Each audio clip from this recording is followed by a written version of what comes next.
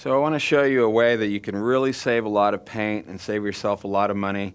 When you look at a big dirty palette like this one here, with all these colors over it, you tend to think that it's wasted paint, that it's just a big mess, and that you should probably just throw it all away when you're finished. But as long as this palette is fresh enough that there's not little bits of dried paint anywhere, or if this is a working palette and you're mixing colors and you've kind of run out of room, you can push all that paint into a pile, and it's a perfectly good paint. The only problem is, really, with the paint is that it's just in a million colors, and I mean, it's just a big mess of color. And so you have all this variety of color, which you really can't use.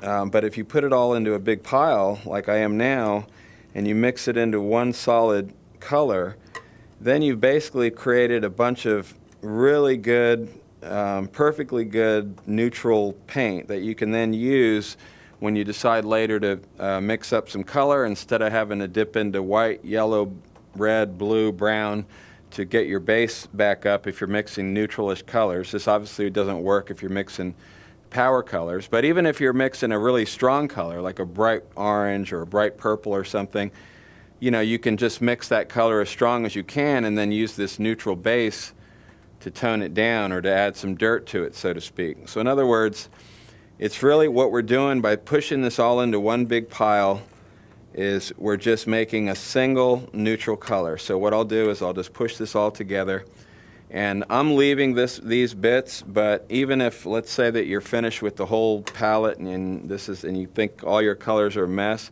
then just put every last bit of it into one big pile, and then we're going to mix that pile so that it's smooth. Okay, so I can just take a brush or whatever I want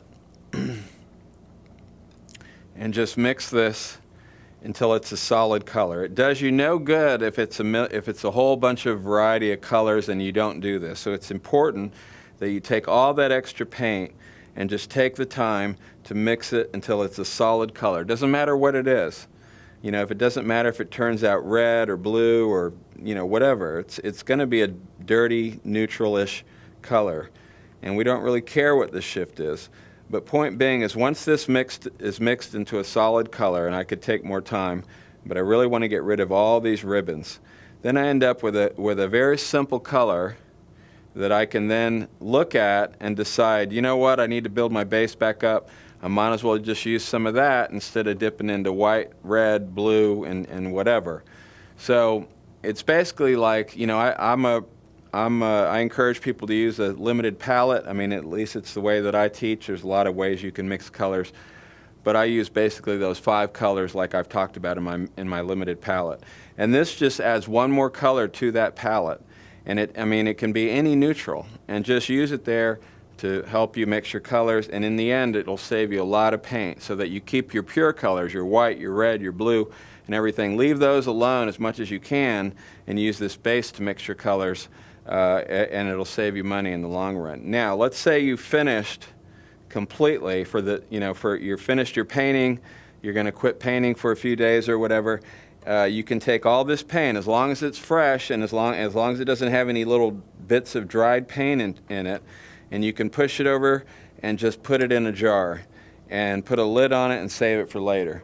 So I've got this little jar right here, and if one jar is not enough, or get a bigger jar, but I can just take that and push it right into and I don't know if this is the best way to do it, but point being is that I'll take all that paint, put it in this jar, mix it to a solid color, and then put a lid on it and save it for later. It'll stay for a very long time in a sealed jar like that, even as long as like a year. So I hope that's helpful. It'll really make a difference in saving your paint. You always end up wasting a lot of paint, but this will really save you some money in the long run. And it's perfectly good paint. There's nothing wrong with it. The quality of this paint is just as good as fresh paint. It's just been mixed to a neutral color. Now, one last thing, and this is if you're using like certain colors, like phthalo is the prime example. And phthalo blue, which the phthalo blue goes by a lot of different names. Windsor blue by Winsor Newton is the phthalo blue. But certain pigments are really intense and powerful, and they'll kind of ruin your paint. And I don't use phthalo blue very much, but if I was using it, and I've got some here on the edge of my palette, that intense blue-green, I would probably leave the phthalo blue out of my mix, because it's just not a real easy pigment to work with, and I'd rather not have that polluting my whole neutral pile and giving it that intense phthalo pigment that's kind of hard to work with. So that's about it, and I hope that'll help you to save some money and some paint. If you go to drawmixpaint.com, you can find links to all my free videos. If you go to genevafineart.com, you can find out all about the paint that I use to paint with, that I manufacture myself right here in Austin, Texas. And thank you so much for watching.